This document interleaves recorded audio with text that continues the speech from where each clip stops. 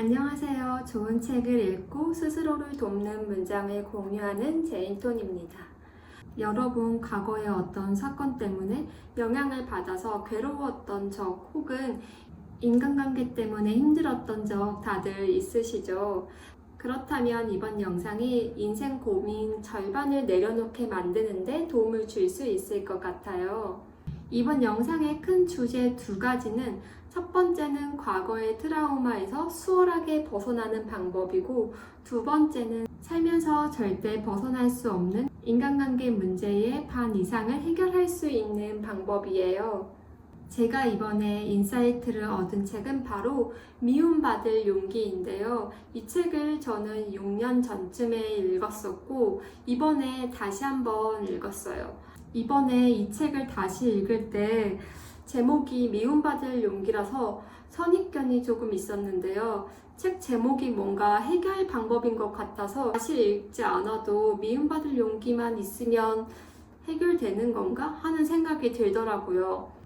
그래도 이 책을 마지막으로 정리하기 전에 몇 장만 봐볼까 하다가 내용이 좋아서 하루 안에 다 읽어버렸습니다. 다시 읽지 않았으면 정말 큰일이었겠다 싶을 정도로 저는 이 책을 읽고 도움을 많이 받았어요. 그래서 이 책에서 도움을 받은 스스로를 돕는 문장들을 공유하고 싶어서 이렇게 영상을 만들었습니다. 6년 전에 이 책을 읽었을 당시에는 제가 이 내용을 다 이해했나 싶을 정도로 이번에 읽으면서 새롭게 깨달은 점이 굉장히 많아요. 이번 영상은 과거에 있었던 어떤 일이라도 나에게 영향을 끼쳐서 자꾸 생각나고 잊으려고 해도 괴로운 일이 있었다면 어떻게 지울 수 있는지, 그리고 또 어떻게 그 과거에서 빠져나와서 지금 당장 괜찮을 수 있는지 그 방법에 대해서 알려드릴 거예요. 그리고 인간관계에서 고민을 절반 이상 덜 수 있는 관점도 같이 이야기할게요. 이 책은 청년과 철학자의 대화 형식으로 이루어져 있는데요. 청년은 저처럼 인생을 살면서 겪는 문제 때문에 힘들어하는 보통 사람이고, 철학자는 청년에게 깨달음을 주는 선생님 정도로 생각하면 될 것 같아요. 청년은 인생을 살아가는 문제 때문에 힘들어합니다. 그래서 세상은 복잡하다고 말해요. 그런 청년의 말에 철학자는 이렇게 말합니다. 세계는 아주 단순하며 인간은 오늘이라도 당장 행복해질 수 있다. 철학자의 말처럼 인생이 정말 심플해질 수 있을까요? 저 역시 청년처럼 과연 그렇게 될 수 있을까 하는 의문을 품으면서 읽었는데요.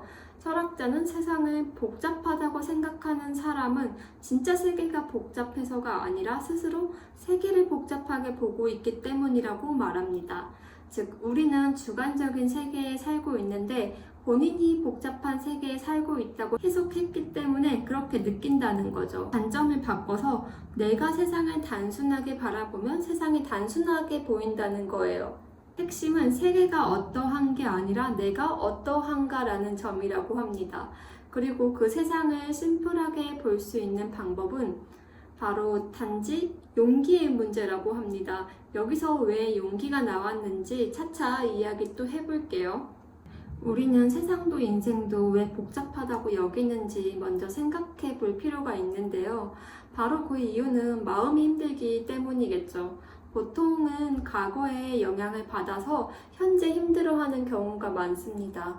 과거에 일어난 사건이 원인이 되어 지금 이렇게 되었다고 생각하기 때문이에요. 즉, 과거의 트라우마의 영향을 받아서 지금 괴로울 수밖에 없다고 말하는 거죠. 여기서 철학자는 목적론으로 이 상황을 설명하는데요. 목적론은 과거의 원인이 아니라 현재의 목적을 보는 거예요. 즉, 과거 사건은 현재에 영향을 끼치지 않는다는 거죠. 책에 나온 예시로 쉽게 설명해 볼게요. 어떤 사람이 자신이 힘든 이유를 과거에 트라우마의 원인이 될 만한 사건이 있어서 그 결과 밖으로 나오지 못하게 되었다고 생각한다고 해요. 하지만 사실은 과거 사건이 현재 영향을 미친 게 아니라는 거죠. 즉, 목적론에 의하면 밖으로 나오기 싫으니까 오히려 불안한 감정을 지어내는 것이라고 하네요. 다시 말해 그 친구에게 바깥에 나갈 수 없다는 목적이 먼저고 그 목적을 달성하는 수단으로 불안과 공포 같은 감정을 지어내는 것이라고 말합니다. 다시 원인론과 목적론의 차이점을 정리하면 원인론은 모든 것을 원인에 근거해서 말하고 있는 거예요. 과거 일 때문에 지금 내가 이렇게 되었다는 식이죠. 우리가 이 원인론에서 벗어나야 하는 이유는 과거만을 탓하면서 앞으로 나아갈 수 없게 만들기 때문이에요. 물론 정말 과거의 사건이 영향을 미쳤을 수 있어요. 하지만 계속해서 이 원인론에 집착하면 과거에 계속 지배받는 삶을 살게 되고 이런 상황은 나를 과거에서 벗어나게 할 수 없게 만들 뿐인 거죠. 과거 때문에 난 영향을 이렇게 받았어.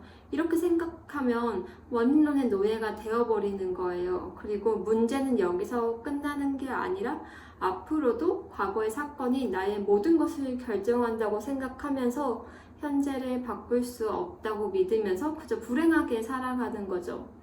여기서 해결 방법은 원인론에서 벗어나는 거예요. 모든 것을 원인론에 입각해서 생각하지 않으면 돼요. 원인론의 문제를 인지하는 거죠. 철학자는 말합니다. 어떤 과거라도 과거에 어떤 의미를 부여하느냐에 따라서 현재의 상태를 다시 정할 수 있다고 해요. 즉, 중요한 건 무엇이 있었느냐가 아니라 어떻게 해석하느냐인 거죠. 물론 영향은 조금 받았을 수 있지만 계속 과거 때문에 갇혀 산다면 그건 지금 불행한 상태를 스스로 선택했기 때문에 괴로운 거라는 거죠. 즉, 영향을 받았고 어느 정도 기간이 지났으면 인생의 어느 단계에서는 털고 나와야 합니다. 그런데 만약 계속 과거의 일 때문에 괴로워한다면 내가 여기서 계속 원인론에 입각해서 생각하고 있구나 라는 것을 인지하는 것이 첫 걸음이에요.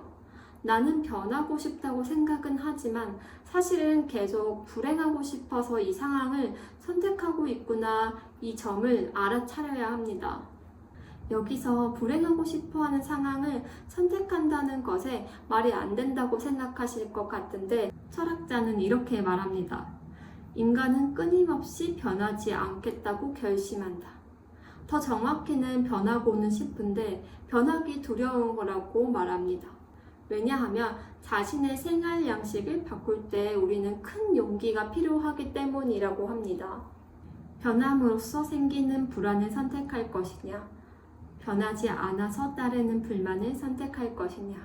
자네가 불행한 것은 과거의 환경 탓이 아니네. 그렇다고 능력이 부족해서도 아니고 자네에게는 그저 용기가 부족한 것뿐이야. 말하자면 행복해질 용기가 부족한 거지. 즉, 생활 양식을 바꾸려면 너무 힘들고 귀찮은 거죠. 그럴 바엔 지금 괴로운 상태가 훨씬 낫다고 판단을 해서 생각을 고치지 않는 거예요. 저도 이 생각을 읽으면서 뜨끔했습니다. 생각과 행동을 바꾸면 더 나아지는 거 알겠는데 그냥 그게 불편하고 귀찮으니까 그냥 두었던 경험 다들 있으실 거예요. 어쩌면 우리는 과거 때문에 내가 지금 힘든 건 어쩔 수 없는 거라고 스스로를 속이면서 끊임없이 변하지 않으려고 결심하는 게 아닐까요? 철학자는 해결 방법을 말해줍니다. 생활 양식을 바꿔야 한다고요. 생활 양식이라는 것은 삶에 대한 사고나 행동의 경향을 가리키는데, 즉 그 사람이 세계를 어떻게 바라보고 나 자신을 어떻게 바라보는가 하는 의미부여 방식을 집약시킨 개념이라고 합니다. 쉽게 말해 나의 세계관인 거죠. 이 생활 양식은 충분히 바꿀 수 있는 태도이기 때문에 변하고 싶다면 지금 여기서 바꿀 수 있는 거죠. 철학자는 우리가 바꿀 수 있는 가능성에 대해서 집중하는데요. 생활 양식은 인생을 대하는 태도이기 때문에 선천적인 것이 아니라 스스로 선택해온 것이라고 말합니다. 즉, 과거에는 인과론에 갇혀서 과거 때문에 나는 아직도 힘들다라는 생각인 인과론의 생활 양식을 선택했다면 지금이라도 다시 다른 생활 양식을 선택하는 것이 가능하다는 것을 알아차려야 합니다. 그리고 여기서부터가 진짜 중요한데요. 이제 생활 양식을 다시 선택할 수 있다는 것을 알았다면 이제부터 어떻게 할 것인지는 나의 책임이라는 거예요. 새로운 생활 양식으로 새롭게 살아갈지 아니면 계속해서 과거에 갇혀있는 삶을 살아갈지는 내가 선택해야 하는 거죠. 내가 지금 괴로운 것은, 즉 내가 변하지 않는 것은 스스로 변하지 않겠다고 결심하기 때문이라는 것 또한 인정을 해야 하는 거죠. 다행인 건 나의 인생은 지금 여기서도 결정할 수 있다는 거예요. 나의 생활 양식을 바꿀 때는 용기가 필요한데요. 그래서 청년은 어떻게 하면 생활 양식을 바꿀 수 있는가라는 구체적인 방안을 철학자에게 물어봅니다. 철학자의 답은 심플해요. 지금의 생활 양식을 버리겠다고 결심하는 거라고 합니다. 나의 지금 모습 그대로가 만족스럽지 않다면 그 자리에서 한 발자국씩 앞으로 나아가는 생활 양식을 선택해야 한다고 하는 거죠. 아들러가 했던 말을 인용하면 중요한 것은 무엇이 주어졌느냐가 아니라 주어진 것을 어떻게 활용하느냐이다. 자네가 다른 누군가가 되고 싶은 것은 무엇이 주어졌는가에만 주목하기 때문일세. 그러지 말고 주어진 것을 어떻게 활용할 것인가에 주목하게나. 제가 영상 처음에 했던 말들 기억하시나요? 청년은 인생도 이 세상도 복잡하다고 했는데 철학자는 그건 스스로 세상을 복잡하게 해석했기 때문에 세상이 복잡하게 보이는 거라고 했었죠. 과거의 영향으로 지금 힘들다는 인과론의 생활 방식으로 세상을 보기 때문에 인생이 복잡하다는 거였어요. 그렇다면 새로운 생활 방식을 선택하면 인생은 심플해질 수도 있는 거겠죠. 책에서는 해야 할 단순한 과제를 앞에 두고 할 수 없는 이유만을 이리저리 찾는 것을 더 고달픈 삶이라고 표현합니다. 해야 할 일을 하지 않으니까 본인 스스로가 인생을 복잡하게 만들고 있는 거죠. 그런 행동은 세상을 복잡하게 볼 수밖에 없는 환경을 스스로 만들고 있는 겁니다. 변할 수 있다는 가능성에 집중해서 다시 새로운 생활 양식을 선택하면 문제가 해결된다는 점에서 내가 바라보는 세상도 단순해지는 거고요. 피하려고 도망만 치면 문제가 더 꼬여서 세상이 복잡해지는 거죠. 오히려 정면 돌파하면 어떤 식으로든 결과가 나오기 때문에 세상도 인생도 단순해지는 게 아닐까요? 인간관계의 문제 절반 이상을 해결하는 방법. 이 세상을 살아가고 있다면 누구나 겪는 문제는 인간관계죠. 누구도 피해갈 수 없죠. 우리는 사람과 사람 사이에 살아가고 있으니까요. 난 좀 괜찮다고 생각하는 사람들도 그 고민의 역치가 상대적으로 작을 뿐 인간관계에서 자유로운 사람은 없는 것 같아요. 저는 이 세상을 함께 살아가는 이상 인간관계의 모든 것은 해결할 수 없다고 보는데요. 다만 현실적으로 이 관점을 알고 있으면 인간관계의 어려움의 절반 이상을 줄일 수 있다고 생각해요. 실제로 저한테도 도움이 되었던 관점이어서 꼭 이 관점에 대해서 이야기하고 싶었어요. 책 제목에 미움받을 용기이기 때문에 이게 해결 방법인가 하는 생각을 하실 수 있을 것 같아요. 물론 답을 아는 것도 중요하지만 저는 어떤 마인드로 그런 생각을 해야 하는지 근원적으로 알고 있어야 그 미움받을 용기를 활용할 수 있다고 생각합니다. 그래서 설명을 잘 해볼게요. 철학자는 질문합니다. 만약 경제적인 자유를 얻었을 때 행복하지 않다면 어떤 고민 때문일까라고요. 그건 바로 인간관계라는 거예요. 즉, 엄청난 부자가 되었어도 사랑하는 사람이 없거나 우정어린 관계가 없다면 불행하다는 거죠. 즉, 인간관계가 우리의 자유를 빼앗기 때문에 힘들게 된다는 겁니다. 그리고 여기서 인간관계의 자유를 빼앗는 건 타인에게 인정받기 바라는 욕구 때문이라고 해요. 여기서 문제가 되는데요. 보통 인정받으려는 건 열심히 살아가게끔 하니까 문제될 것까지는 없지 않나? 긍정적으로 생각하는 경향도 있지만 사실 인정 욕구의 문제는 생각보다 깊었습니다. 타인의 인정을 바라고 타인의 평가에만 신경을 기울이면 끝내는 타인의 인생을 살게 된다네. 진정한 자신을 버리고 타인의 인생을 살게 되는 거라네. 기억하게. 자네가 타인의 기대를 만족시키기 위해 사는 것이 아니다라고 한다면 타인 역시 자네의 기대를 만족시키기 위해 사는 것이 아니다라는 걸세. 인정 욕구의 문제는 더 있는데요. 타인으로부터 인정을 받다가 받지 않을 때 문제가 생깁니다. 인정을 받지 못하는 순간 자신감을 잃는데요. 타인 때문에 자신감을 얻고 잃는 모습을 과연 건전한 삶으로 볼 수 있을까요? 인정 욕구의 문제는 일을 할 때도 목표 자체가 타인의 인정 욕구에 있기 때문에 일하는 과정이 즐겁지 않다는 거예요. 계속해서 다른 사람의 시선에 신경을 곤두세우고 있으니 평가에 주로 목매게 되는 거죠. 철학자는 이 문제를 해결하기 위해서 구체적인 관점을 소개하는데요. 저는 이 관점이 굉장히 저한테 도움이 많이 되었습니다. 바로 과제를 분리하라는 겁니다. 과제를 분리하라는 관점을 책의 예시를 들어 쉽게 설명해 볼게요. 만약 공부를 하기 싫어하는 아이가 있는데 온갖 수단을 써서 공부를 시키면 아이들은 공부가 더 싫어지겠죠? 그래서 이때 해결 방법은 이건 누구의 과제인가 라는 관점에서 생각하라고 해요.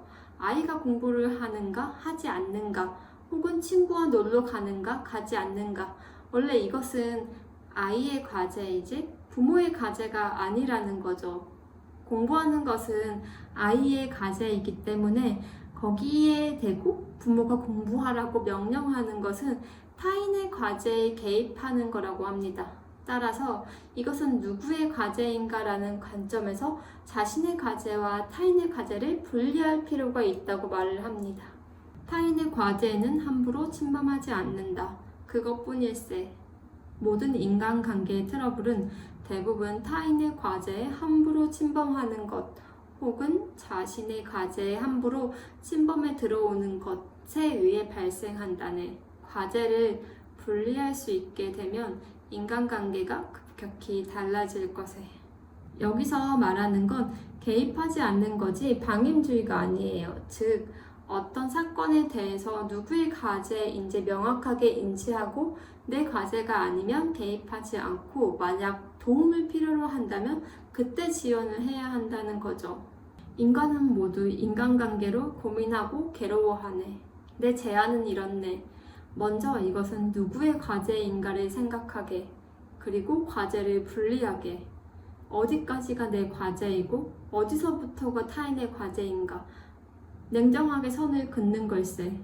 그리고 누구도 내 과제에 개입시키지 말고 나도 타인의 과제에 개입하지 않는 걸세. 과제를 분리한다는 것은 자기중심적인 것이 아니야.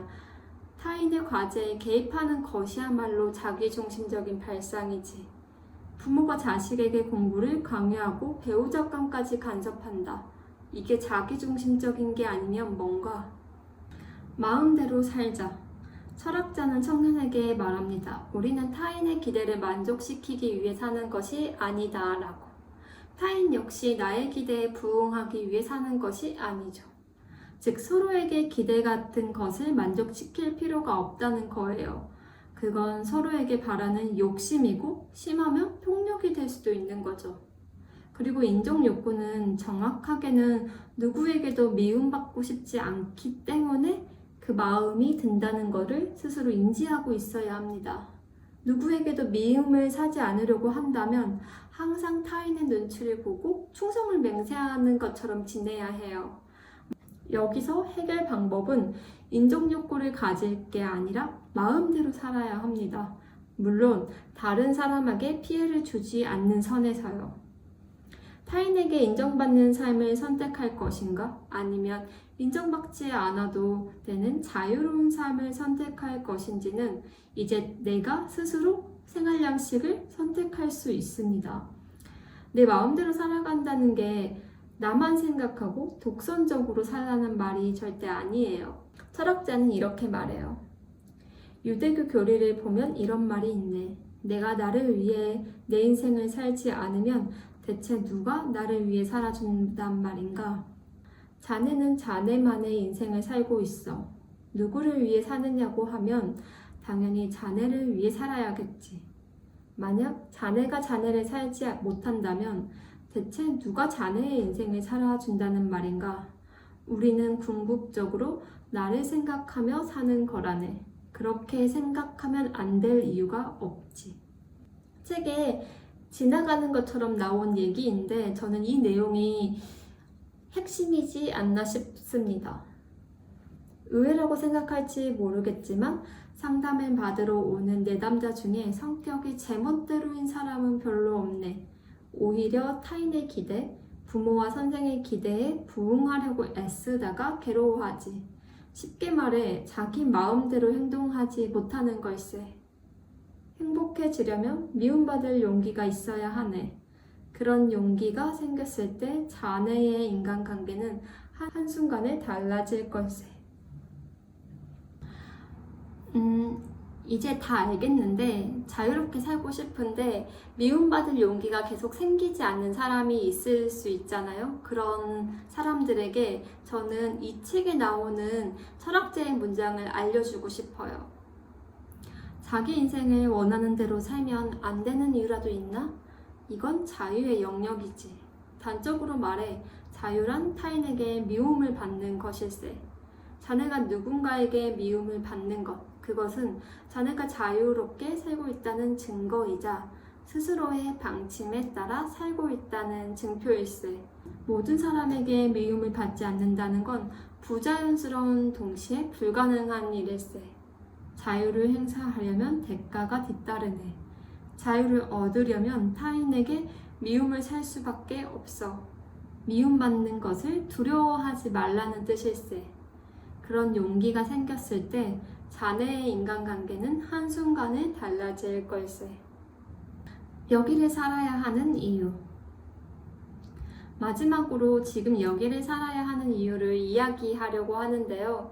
영상 처음에 말했던 과거 때문에 지금 내가 괴롭다는 원론의 관점에서 빠져나와야 하는 이유와 맞닿아 설명할 수 있어요.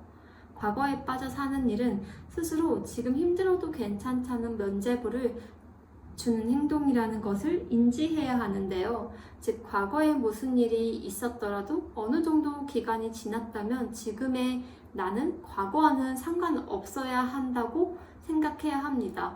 과거에 갇히지 않는 방법은 과거도 미래도 생각하지 않고 지금 여기를 살아가면 됩니다. 오늘도 혹시 과거의 사건 때문에 힘들어 하신 분 있으신가요? 시간이 어느 정도 흘렀다면 지금 여기를 살아가는 건 어떨까요? 계속해서 과거를 붙잡고 있는 일은 내 인생에 거짓말을 하고 있는 일입니다. 철학자는 말합니다. 인생이란 점의 연속이며 찰나의 연속이라고, 선이 아니라고 해요. 직선은 쭉 이어지니까 과거의 영향을 받는 거죠. 그럼 과거의 어떤 사건에서도 자유로울 수가 없어요. 그 선이 지금까지 쭉 이어지고 있는 거니까요. 하지만 인생의 점으로 보면 내가 찍고 싶은 곳 어디든 갈 수 있어요. 과거의 트라우마나 안 좋은 사건에서 해방돼서 자유로울 수 있는 거죠. 그런 면에서 인생을 이어지는 선이라 어디든 찍을 수 있는 점으로 보는 건 어떨까요? 우리는 지금 여기서 나의 생활 양식을 바꿀 수 있습니다.